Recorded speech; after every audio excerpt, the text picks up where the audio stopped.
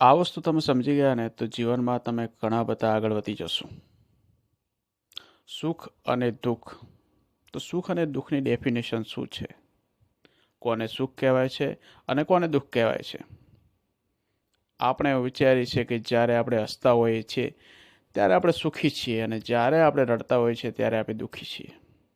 પણ આ ડેફિનેશન આપી કોને?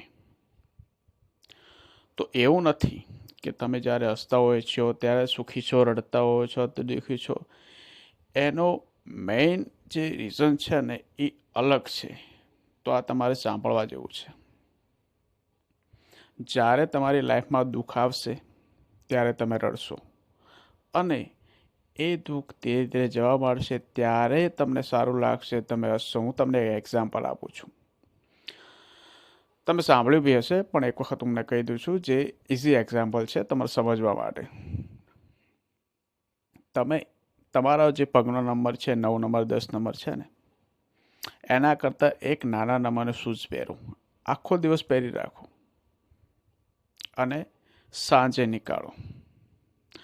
હું તમને નહીં કહું કે શું થશે શું નહીં, તમે વિચારશો તો બી તમને ખબર પડી જશે કે જ્યારે તમે શૂઝ પહેરશો ને, પહેલાં તમને હતું નહીં પગમાં સુખ દુઃખનો કંઈ જ વિચાર નહોતો, નોર્મલ પગ જ હતા, પણ તમે પહેર્યું એટલે તમને દુઃખનો અનુભવ થયો.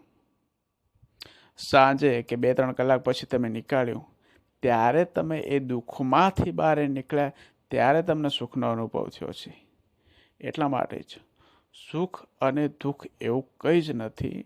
એ ખાલી પરિસ્થિતિ ઉપર આધારિત છે કે કઈ પરિસ્થિતિમાંથી તમે કઈ પરિસ્થિતિમાં જાઓ છો. ઓકે, તો એ આપણા મન ઉપર આધારિત છે કે આપણે સુખી રહેવું કે દુઃખી રહેવું. જો તમને આ વસ્તુ સારી લાગી હોય ને કે પછી સાચી હોય તો અત્યારે જ આપણી ચેનલને સબસ્ક્રાઈબ કરી દો, લાઈક કરી દો અને શેર કરી દો. માણસે હંમેશા આવા વિચાર રાખવા જોઈએ.